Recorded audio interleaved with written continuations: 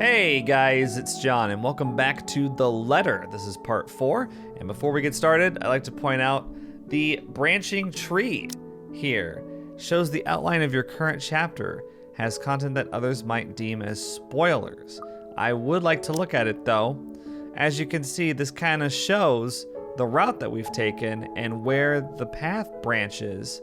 And it's very interesting to see this because there's entire paths that we haven't experienced, but then look, it gets kind of interesting right about here. Apparently we're on this middle path, but we missed all these right here, which is very interesting. And this is, I think, where we are right now. So it's just very cool way to see how your choices affect the story. And also, apparently there are 7 chapters. I think I said there were 5 last video, so long game, but we're in it for the long haul. And for the first time in a long time, I dream. It said sleep comes easier tonight. First, I forgot to read that part. All right, no more mishaps from here on out. Of clear skies, of unrestrained laughter from children playing in the streets, and of small, cramped dwellings. To an outsider, the sight does not paint a pretty picture. However, this, to me, is home. And we're here, October 23rd, Sunday. Morning dawns bright and clear the following day, although the air still feels muggy and I miss the chilly autumn weather. It's one of those rare weekends where I'm up even before my alarm rings. If it isn't for Ash's call last night, I'll probably sleep in. When 9 a.m. rolls around, I'm already heading downstairs where Ash is waiting for me in his car. His hair's a disheveled mess. I'm pretty sure he said that last time. Eyes drowsy, and overall looking like he hurried to get out of bed. Or fell out of it. Or both. He looks adorably rumpled this way. But I'm not going to tell him that. It'll only bloat his unbearable ego. Good morning, Ash. He makes a motion with his finger around his ear. Tone it down. Can you even drive? He answers me with a slight raise of his hand, a yawn, and nothing more. He's never been particularly fond of mornings, and for that, I'm thankful to every god in the universe. Less mental capacity for him to make fun of me. Ha! There's the reason why mornings are my favorite. It doesn't take long for us to reach our destination, the small cafe situated in Luxbourne's busiest street, the same one I often visit with Becca for its cheap food. I've never gone here on a Sunday, and it's striking how different it appears without the usual weekday and Saturday rush. The atmosphere especially reminds me of something we also have back home, near the university I used to attend. I wonder what happened to it. It was being renovated before I left, so I never got to visit one last time. The place has always had a calming effect on me. But today, despite standing in a place similar to it, anxiety easily washes over me as soon as I step out of the car. I'm quite used to dealing with people I've never met before, thanks to my work, but still, I don't know him. In spite of the fact both Ash and Becca have vouched for him, what will he think of me and my story? What if he thinks I'm crazy? Hell, even my own friends thought so. I draw in a breath to quell the panic beginning to rise in me. Oh well, only one way to find out. A few hesitant steps forward, and then Ash is suddenly pulling me back by my elbow. Hold on, scaredy cat, not too fast. The scaredy cat business again. It's not cute. It's not cute. Without warning, he flicks my forehead hard. That is a breach of trust. That hurts. What was that for? He's already walking away when I look up, and I hurry to catch up to him, puzzled. I really don't understand this guy. At least explain why you're flicking other people's foreheads all of a sudden. So rude. Get yourself together, will you? He's not going to bite. He's very accommodating, too. I wasn't scared of him or anything. You don't look like it. Didn't sound like you were okay last night either. What was that last one? Hey, don't just ignore me. What? It didn't sound like it. All questions and retorts die on my mouth once he opens the door to the shop. A cast iron bell attached to it chimes softly, announcing our arrival. Yes, we did hear that. The smell of freshly brewed coffee welcomes us as soon as we step in. Like the usual, Several tables and chairs have been set up for the patrons, but most of the customers present at the moment have foregone them in favor of the more comfortable throw pillows and beanbags the staff has laid out on the floor. Becca would love to know if they have something like this on Sundays. She's been complaining how uncomfortable the library chairs are for a long time now. Oh, I'm sorry, Widow Rebecca. Did the hard chairs hurt the Becca bum? I don't know. Get over it. Ash leads me to a secluded spot near the window where an old man, probably in his 50s or 60s, is seated, enjoying a brew and a book. Professor Clark. It's just Andrew now. I'm no longer your professor, Detective Inspector Frey. The guy, Andrew, looks up from his book and gives him a smile. A sheepish look crosses Ash's face at the older man's admonishment. More unusual, to say the least, is seeing him appear like a parent has just scolded him. But it suggests a familiarity between them, one that goes beyond what someone expects from a simple student and mentor. With another warm smile, he gestures for us to take the empty seats opposite him. Have you been waiting long? Quite some time. But I come here early on weekends. Best time to get their first serving of bear claws. They're the only place that serves it here. Ah, bear claws. Nice. I took the liberty of ordering for you two. I hope you don't mind. I thought it'd be best to talk over a decent helping of coffee. Soon enough, a waiter brings us 2 more cups and sets down a basket of pastries. Aren't you going to introduce the lady? Ah, right. Sorry. Isabella, this is Prof. Andrew. He's one of my professors back at the Yeah, university. you almost made a mistake again, Andrew. Don't fuck up. Andrew, this is Isabella Santos. Santos. Portuguese? Spanish? Brazilian? Mexican? Those are all the options, aren't they? She should say like Argentinian, actually. Filipina, actually. It's a pleasure to meet you, Professor. Right, I forgot where she was actually from, the Philippines. Ah, your name carries a lot of history, Miss Santos. Yes, it's a very common last name. You're a professor, really? Just Andrew was fine. Don't do what Ashton's doing. He doesn't listen to this old man. Ash, this is your cue to be like, don't call me Ashton. It's Ash. We're in an informal setting. He doesn't listen to anyone, more like it. The awkward tension typically present in first meetings dissipates after that. I was expecting someone strict, and to an extent, someone severe.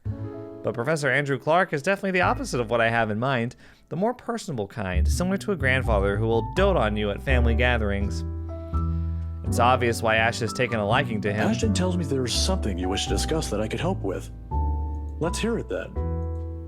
I give Ash a hesitant glance, but he just nods and gestures towards Andrew with his head. He's leaving this to me. It's my story to tell, after all. I keep it short and concise. I found a letter in this old mansion. Now I'm cursed. Exactly as I've told Ash and Zach when they asked about it. I don't mention the name of the place. No use saying it now that someone else legally owns it. No use dragging other people into my problems. I'm sure it's that letter I found, but I don't know anymore. I just want to know how to escape this nightmare. Of course. We're talking about the one in Anslem Village, aren't we? How did you... Don't look so surprised. There's only one place popular enough here if we're going to talk about hauntings. I once had a colleague who wrote about it and the urban legends surrounding the place. Years worth of study, but fascinating nonetheless. Wow, fascinating. It's a shame he passed away at such a young age. He would have done a much better job at explaining topics like this one compared to me. Oh, we get second-rate prof. Ashton here might disagree, but it's an interesting topic in sociology, if you care to have an open mind. Studying the science and theory behind it is completely different from outright believing in it. What a useless sentence that was. All right. You don't believe in those stories, sir? Now, this isn't a question of belief. All I'm saying is things like these speak a lot about a place's culture and history. Wait till you see it, Sir Andrew. And it's not just limited to ghosts. Monsters, gods, you name it. Even you, Miss Santos. What about me? How you respond to these stories. It tells a lot about you and your upbringing. In the same way it tells me why our detective inspector here finds such topics absurd. Interesting, isn't it? Well, I gotta say yes, right? My head is starting to spin from all this information. It's not that big a deal. Calm down. I'm not the smartest person around, but I understand what he's trying to get at, I think. It's still too much to take in at once. I look to Ash for help, but his eyebrows are drawn in a frown. If he keeps staring like that at his cup, I'm pretty sure it'll crack soon. There's still something you're not telling. Wow. Didn't I tell you everything the other day? Yeah, but you mentioned the rights. Then you proceeded to drop the topic right after. What's with that? They don't have anything to do with this. Rights. Luke and Hana, right? Why does everyone say it like that, Hana? Yeah, they're the ones who got the place. Yeah, they snatched it up. I'm not surprised. They're the kind who gets what they want when they set their eyes on it, from what I've heard. Word gets around, especially with a pretty well-known couple like them. A heavy sigh escapes my lips. Popular or not, they're just my clients, albeit a little pushy, but just clients. End of story. I wish they'll stop pestering me about them. I know you're trying to help. Relationship status updated. I hope it went up. Where is he? Oh. Yeah, it did go up. Cool. Everybody's up except for Becca. What is it again that Becca does when dealing with a particularly difficult child? The pesky annoying kind? I wish I can remember. I can certainly use the same trick right about now. Ashton, look here. I know you're trying to help, but the deal's almost already closed. The papers are being prepared. Once it's done, it's over. I'm just their agent. And when is that happening? When what? Is there even a purpose to this line of questioning? Your working relationship with them. When's it going to end? Wow. About a week from now? It depends on how long the papers will take, but they want us to rush it. Really? You're absolutely sure about that? Yeah. Yes, really. Unless they want to buy a house again and want me and Rose to be their agent. If yes, then I don't see a problem with it. Now stop annoying me about it. Don't accept it. What? Why? It's my job. Oh lord, even my younger siblings aren't this difficult to deal with. Then again, Ash is far from a younger sibling to me. If he'll only spell it out, surely I'll understand. We won't even be having this conversation right now. That's how it is, right? Find an even ground, talk about like the adults we ought to be. It wasn't like this before, but somewhere along the way, something has changed in us, as people, as friends. I wish there's a way I can tell when or why. Instead, I'm left searching blindly for reasons. The next thing we know, we'll be drifting further and further apart. I hope this isn't the game's way of like chastising me for choices I've made in the game. How frustrating. Now, kids, settle down. We're not going to solve anything by shouting. Okay. Sorry, Sir Andrew. And we're not going to solve anything either if you keep omitting things. Wow. Speak for yourself. I'm not the only one doing it. I didn't realize I was playing a freaking Telltale game where they guilt trip me after every choice. You'll have to forgive my former student, Miss Santos. He's always been the curious kind. Many people think he's lazy, but it's actually the opposite. I see that hasn't changed. Oh, really? How is he back when he was your student? I'm sorry, I need to ask. He doesn't talk much about that. And there's a reason why. Please don't. Tried to sleep on the first day of class. He didn't repeat it after what I made him do when I caught him. Students like him are the easiest to deal with, once you know what piques their interest. Sorry, it just sounds... okay. I'd have to say, he's one of the very few who's actually interested in the subject, though. But there was this one time when... By the end of our small conversation, Ash looks like he's praying for the ground to swallow him up. He's never been one to talk about himself. What I know about him are mostly bits and pieces I've gleaned over the years. He's an atrocious singer, he's bad at art, and he has a personal vendetta against mornings. Now it feels he isn't that hard to figure out after all. It's past noon when Andrew has to leave us for another meeting. Great, so what did we get? What did we get out of that meeting? What was the point of all that? Well, before we separate... Miss Santos, a word of advice. If I got this is truly achievement. what you think it is, just keep in mind that when it comes to cases such as this, they aren't always what they seem. Hang on a second. Interesting. Okay. I just wanted to look at the branching path, sorry. Things aren't always what they seem. Okay. Naturally, the mansion in the letter was brought up again several times during our talk. And though Ash is right, and that Andrew offers a different perspective, he has left me with more questions than answers instead. What is she? What does she want from me? Is she ever going to leave? They all continue to bug me after we've left the coffee shop. I don't even notice when Ash takes a different turn on our way back. Where are we going? You can drop me off at the park. Guess. You have 3 chances. I'm serious, Ash. Where are we going? He doesn't answer, but shortly he stops his car in front of a small, nondescript food stall, a little ways away from the movie house. If I'm not paying closer attention, I'll miss it without a doubt.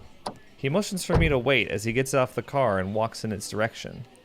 Sheesh, if you want to buy something, just say it. No need to make yourself look mysterious. It makes you look more like a dork than cool. The wait isn't long, however. Soon he's walking back, holding 2 fish-shaped cones in his both hands. Ice cream? Parfait? A cross of the two? By the time he's back inside the car, I've given up any effort to figure out what he bought. Not that it looks bad. It's actually quite cute. Here, take it. I have to move my head back a little when he thrusts it at me to avoid the ice cream and the fruit toppings from ending up on my nose. What's this for? My arm's getting tired. 5, 4, 3, 2. With a wary glance, I take it off his hands. I still don't understand why there's a need for ice cream today. He thinks it's a date. Nevertheless, I take a small bite. It's actually pretty good. It must have shown on my face because he chuckles as soon as I take another one. All right, listen. Listen, devs. I'm gonna need us to speed this along.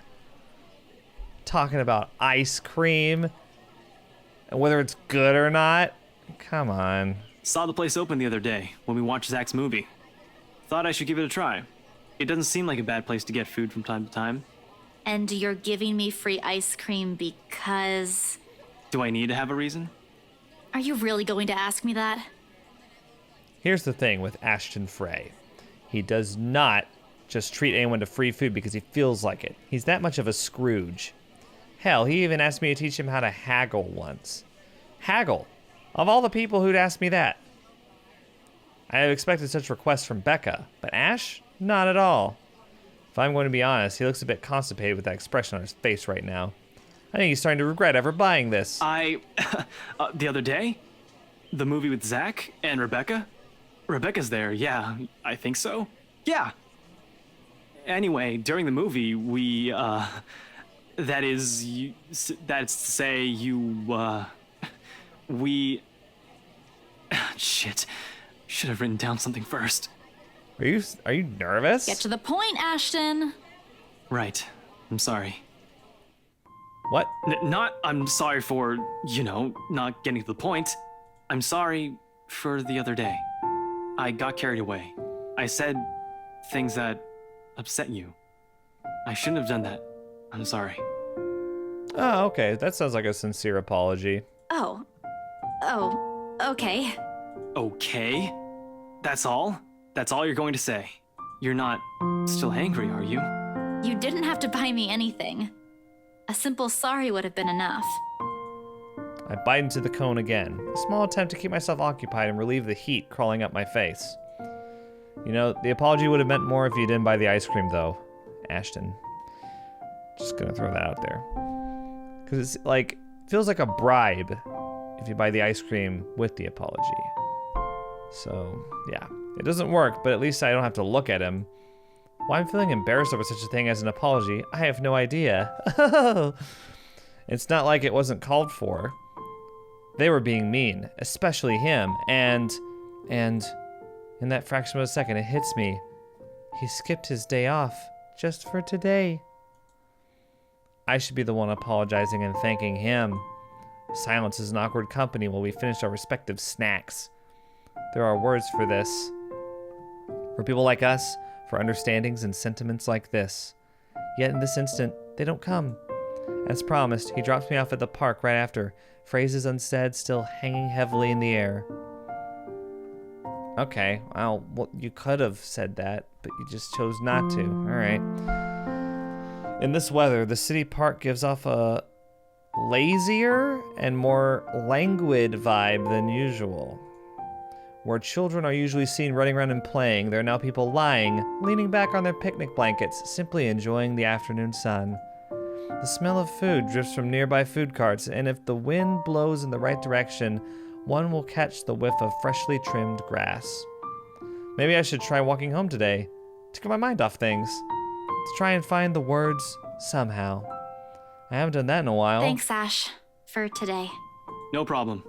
Say hi to Rebecca for me. Yeah, I will. Even so, I linger. We both do. A mild, humid breeze brings the smell of dried leaves, warmed earth, and a far-off distant memory of false starts and awkward first meetings. Same place, same people playing the same parts, though not necessarily the same time. Funny how, of all the days, my brain chooses to remember it now. Wait, Belle. Ash exits his car. His strides are unsteady when he approaches me. Or maybe this is uncertainty showing? I'm not quite sure. He has never looked uncertain to me before. Always calm, always sure, always collected. He stops a short distance from me, close enough that he's within an arm's reach, but just far enough for his voice to be heard over a decent small talk, if this is what this is going to be. He fumbles for something in his pockets. What, are you gonna propose? Here, catch. Oh, God. The small bag lands cleanly on my outstretched hands before it hits the ground. Oop, nope, I didn't mean to do that, sorry. I raise an eyebrow at him, and he responds by shrugging and stuffing both his hands back in his pockets. Somewhere to the side, he finds an interesting spot to look at. Sometimes you have to wait, Papa said long ago. For once this time, I listen. His voice is halting, hesitant, when he finds it again. My mom used to make me carry around one of those when I was young. To ward off evil and bring you luck, she said. I thought it was a tea bag. I don't believe in this stuff now, but if it makes you feel safe since you're a total scaredy cat, then I guess it's okay to give you one to carry around. Well, I guess. Perhaps at the moment there aren't any words for it. I've never been good with those. But right now, I can thank him in the best way I know how. You can be nice when you're trying. You're not bad after all. You can be nice when you're trying. You're not bad after all. Which one of these is worse? They're both things I wouldn't say. You can be nice when you're trying. You're not bad after all makes it sound like up until this point in time, I had a negative outlook on you. Did I get it? I close the short distance separating us and give him a light punch on his arm. The gesture familiar in place of phrases one can't spin together or answers too early to seek out. See, you can be pretty nice when you're trying. Yeah. Did it go? I don't think it changed. I am nice. When you're sleeping, but thanks for this. Don't go losing it. It brings bad luck if you do. Oh, well, great. Then you give me bad luck instead of good luck. Wait, are you serious? I knew there's a catch. This ashhole. Yeah, that's what they say. You did this on purpose, didn't you? Oh, I should have known. Not entirely. But seriously, if anything happens, tell me. I'll be around. Yeah, I'm sure you will. Bye. Before leaving, he waves at me one last time. He's back to teasing me, back to our usual routine, back to what we're comfortable with. But for all that, I believe him. I just hope I can keep them safe. A light wind blows again, sending dried leaves swirling and the distinct smell of earth into the air. For the first time, the sunlight feels less harsh. Maybe a walk is good. I need to stock up my pantry too. Come to think of it, isn't there an art store that has opened recently near the park? Are we gonna see the girl in the window again, or what's happening? The cat's name is Beruthiel. Or at least that's what his collar says. What happened? Where are we? It's not a name to give a cat, in my opinion. but it speaks grace much like the one that carries it. It shows in the way he switches his tail and his eyes follow my hand's every movement. What's happening right now? I'm not sure what he finds fascinating in me, to be honest. I'm not the very picture of grace when he found me, after all. I have no idea what just happened. What just happened? It was a bad idea carrying 2 heavy bags of newly bought art materials and groceries without help or a sure ride home. In hindsight, perhaps I shouldn't have bought these all at the same time. I didn't even make it past the park to the nearest bus stop. Hang on. So, we went from an art store that has opened recently to the cat's name is Barothiel. I didn't miss anything, it looks like. But I have no idea what's... And now I'm suffering underneath the glaring afternoon sun, hunched up on a park bench and drenched in sweat in the company of a cat curiously watching my every movement. It's a very abrupt change. I hope it stays where it is. It's just a black cat, but back at home, they're considered ill omens. Don't look at me like that. I can act graceful as well if I want to. Not that I've ever acted graceful in my life, of course. Growing up with rowdy younger brothers and a sister does that. Or maybe it's the opposite. Mom used to call me a little troublemaker before. Oh well, graceful or not, there's no use moping. A short breather, and then I'm off home. Besides, it isn't like the company's bad, even if it's a cat, as long as it doesn't bite or crosses my path. Where's your owner, anyway? He has one, doesn't he? An owner? That's what the collar's for, isn't it? A bandage is wrapped around one of its paw, though. I wonder what happened to it. Did he run away? Well, if you don't have one, I won't be able to take you in. My apartment doesn't allow pets. I tried to bring one home before, a cat. Not black, of course. And Rebecca threw a fit before the landlady could. I take a small packet of sweets from one of the bags lying beside me and pop it open. As I'm about to put one into my mouth, he meows. My hand stops. Do you want one? He doesn't meow again as I'm expecting him to, but I take his unblinking gaze as a yes. I shift the piece to my palm and hold it out to him warily. He sniffs at it once, twice, before... Baruthia! Oh, that's how you say it. Okay. Oh. It's Miss McCulloch. Like a good, properly trained cat. He responds as soon as he's called. Recognition comes as soon as my head snaps up in the direction of the voice. Miss McCulloch hardly is impossible to miss, what with her height, but most especially in the way she carries herself. I'm sorry. Did my cat hurt you? Yeah, and also she wears the same outfit every single day of her life. Miss Santos, was it? I'm surprised to see you here. What, surprised to see me in the park enjoying the sunshine? What's that supposed to mean? Nice to meet you again, Miss McCullough. Never mind the pleasantries. Were you harmed in any way? I'm sorry. Baruthiel's not exactly fond of other people. Even run away from the veterinarian right now. Oh no, he was just sniffing my hand earlier. It's like we skipped an entire scene. My Baruthiel's a she. Oh, my mistake. She. All this time I thought... All this time? What do you mean all this time? The cat's been there for like a second, right? The pause in conversation, if this can be called one, is uncomfortable. We're merely two people working different jobs for the same client. Frankly, meetings like this don't happen a lot, and if it does, a simple nodding of heads is enough. Still, trying to be friendly won't hurt, right? Let's, talk about our cat. I keep my tone cordial and warm. Oh. I think I think it went down. I'm actually surprised you have a cat, Miss McCullough. And why exactly is that? There are a lot of people who have their own pets. Yeah, but not a black one. I'm amazed you're taking care of one. I don't understand what you're trying to get at. Is there a problem with my cat? Okay, I picked the wrong choice, whatever. No, not at all. She's very sweet. Just in other cultures, aren't they a sign of bad luck? Back at home it is. My grandmother used to tell stories about it, and... Nothing has happened to me so far. Displeasure is evident on her face. Ah, of course, I've forgotten that for other people, black cats are an omen of good luck. There you go again, running your mouth off, Isabella. I rack my brain for a way to remedy the situation, but she holds out a hand. This is a good place to stop and end this conversation, don't you think so? Wow, okay, I really fucked up. Damn. It is good to see you again, Miss Santos. A complete dismissal if I've ever heard one. I watch her as she leaves, though she stops shortly before crossing the threshold separating the park and the street.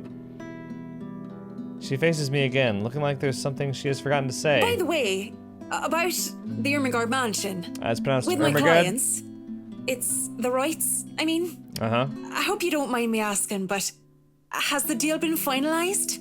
There's still a few papers they need, but the house is more or less theirs now. Ah, thank you. That's all I needed to know. Wait, about the mansion. The letter, the same one they saw. Whoever she is, she's asking for help. Someone. I want to tell Miss McCulloch that the urban legends aren't just legends anymore.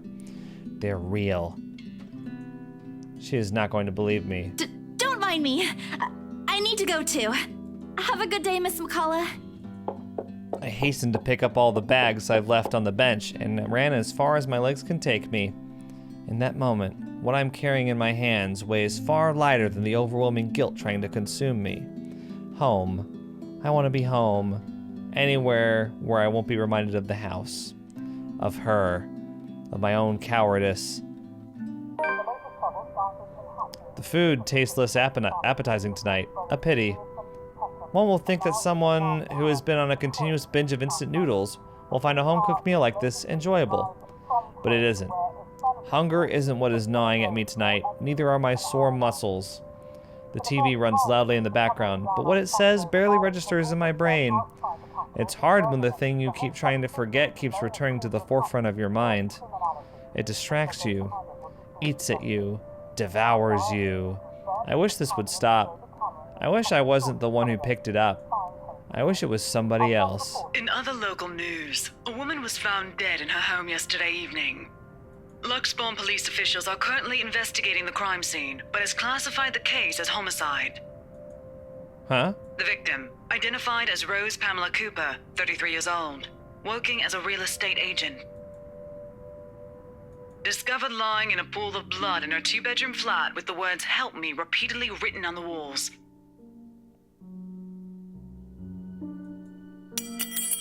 No. No. This isn't what I want. This isn't supposed to happen. None of this is supposed to happen. No one's supposed to die. Those are just stories, right? Legends. That's what everyone has kept telling me, so why? And Immediately I rush to my study table in search of my phone. My hand, cold from dread, clings tightly to it as soon as I touch its edges. A piece of folded paper, the letter, lying unassumingly beside it, slips to the floor when I pick the device up. But I pay it no mind. There are more important things. Right now, I need to call her. I was with her.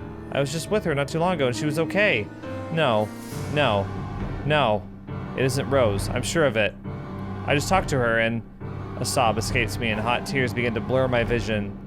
One after another they trickle down, weighted by the very same guilt I refuse to admit I've been carrying from the start. The same one I've been hiding from. The same one that has put the people I care about in danger. My hands shake as I navigate to Rose's number on my contacts list. She'll answer, right? That's what she always does. She'll pick it up, tell me to turn down the waterworks, and call me a wuss afterwards. She'll answer. Please answer, Rose. Again and again I dial, whispering, praying, pleading. Come on, Rose. Don't do this to me. Please pick up. I know you're there, Rose. You're not dead. Please tell me you're not. This adds to the series of deaths and disappearances that has plagued Luxbourne in the recent years. The authorities are currently looking at a possible link with the notorious Anselm Butcher case.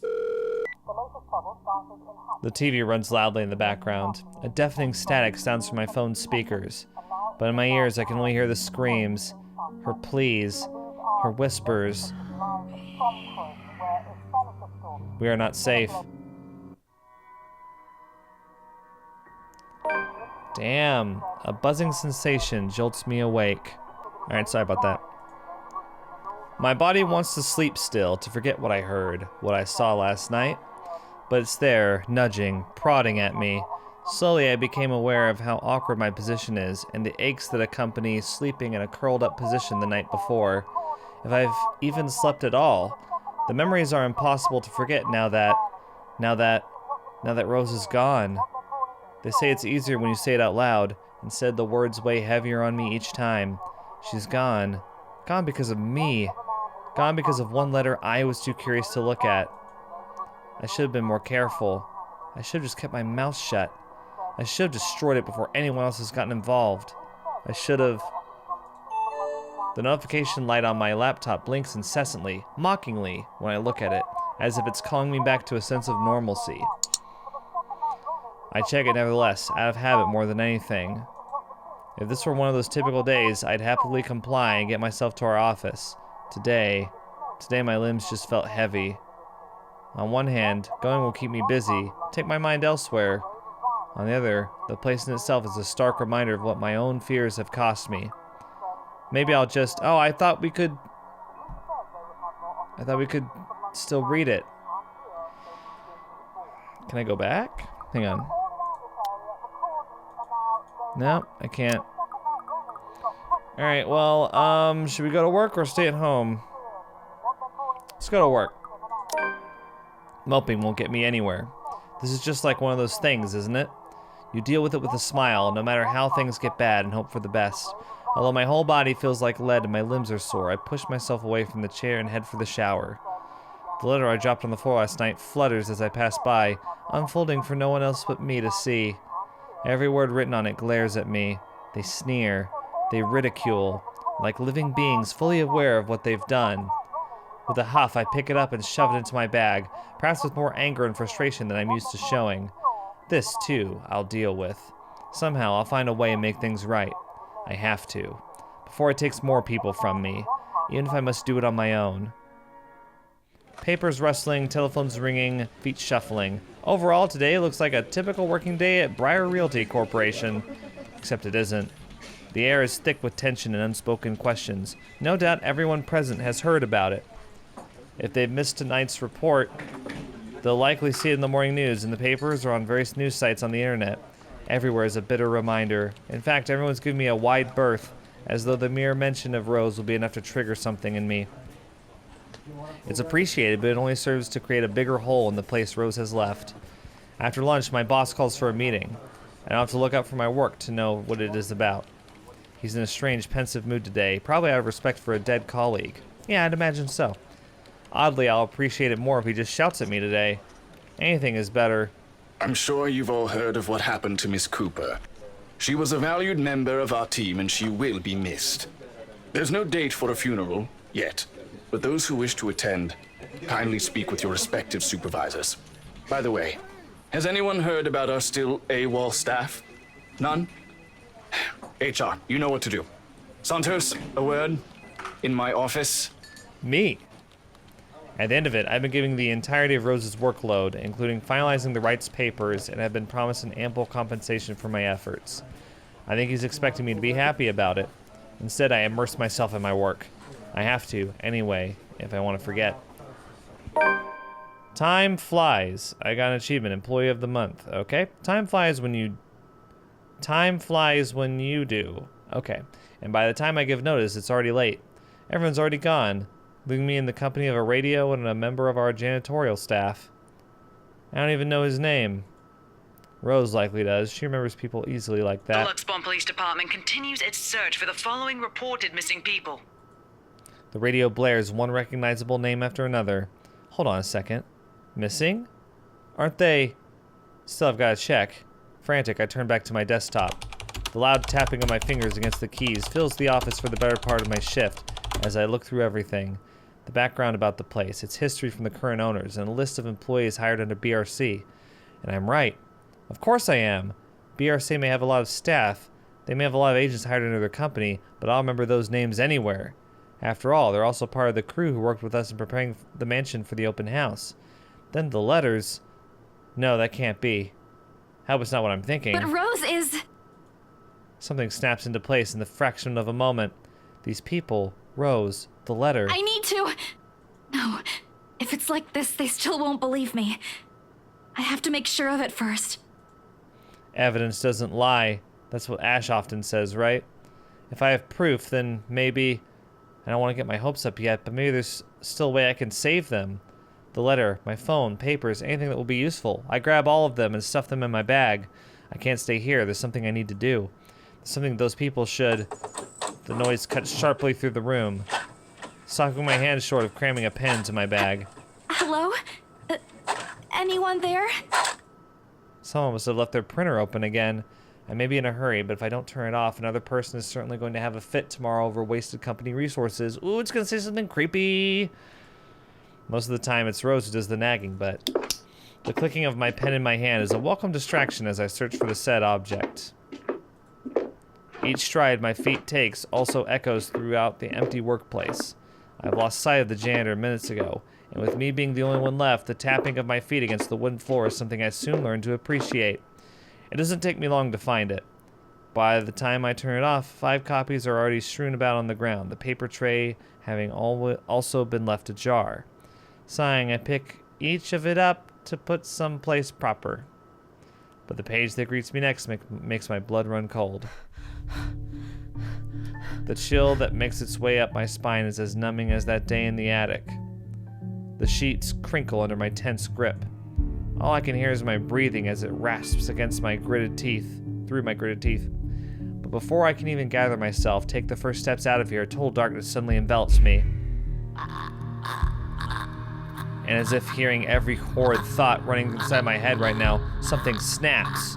A soft creak grating through the thin veil of stillness that has descended in the room. Every muscle, every bone in my body goes rigid at the sound. Familiar. So familiar now. Yet my own traitorous curiosity still presses me to take a careful peek over the cubicle's wall. It's her. Standing in the only exit of the office, albeit facing away from me. She doesn't even need to turn around for me to know it's the same misshapen face, tattered clothes, and unsightly gait. The same person in the attic. I take a step back and the pen I'm holding slips from my hand. Her entire head turns. A scream almost escapes my mouth and I duck under my table as quickly as I can. My heart is pounding hard against my chest. I can hear the bone-chilling sounds of her walk, the weird clicking that follows her, and telltale squelch of something wet as she walks towards me. Nearer and nearer. The sounds are getting louder, and the only thing keeping the whimper from escaping me is my hand as it covers my mouth. Someone, please save me. Anyone.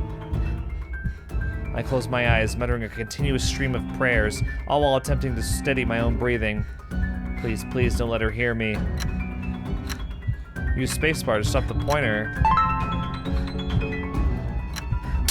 Oh, what the hell?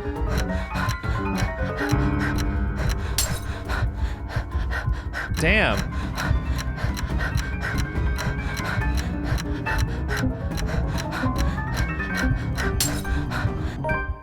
Wow, I got an achievement. Necrotic paralysis, so I failed the quick time. Our Father, who art in heaven, hallowed be thy name. Thy kingdom come, thy will be done, on earth as it is in heaven. Give us this day our daily bread, and forgive us our trespasses, as we forgive those who trespass against us.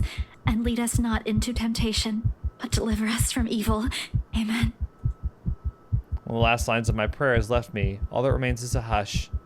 None of her footsteps nor those chilling sounds she makes. Only silence. Is it safe? Another second passes, and when nothing comes... What?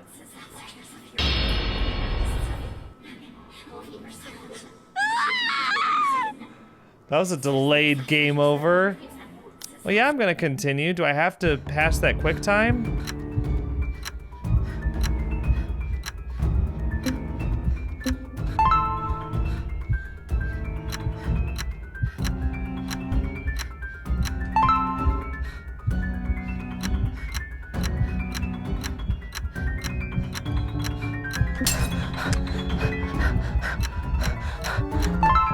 Oh, I got it. I got 3 of them.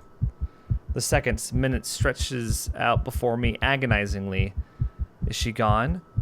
Slowly, I open my eyes to take a peek. I don't dare move or make a noise. In the face of such terror, I can only beg, let out silent pleas to whoever is out there. Please, please don't let her notice. I want to live.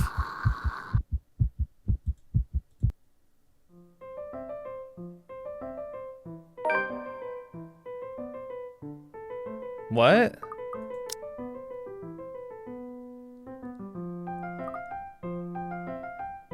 Wait, we're in a new chapter. We're in chapter 2. Okay, so that was the end of chapter 1, and that's the end of this video as well. Okay, so we finally got some action there at the end, and we're playing as a different character. That's interesting. Okay, so we're playing as Hannah now? I wonder how this is gonna go. I felt so attached to Isabella. But now, you know what this means? Isabella's up for grabs. She could die. She could be a dead character right now. We could not see her for the rest of the game. Okay, well, in that case, since we're playing as Hannah now, presumably we're playing as different characters all the way down the line. The characters listed there. So, Hannah's probably gonna die at some point, right? I don't know. All right, yeah, let me know what you think about this so far. Thanks for watching, and I'll see you guys next video for chapter 2. Bye.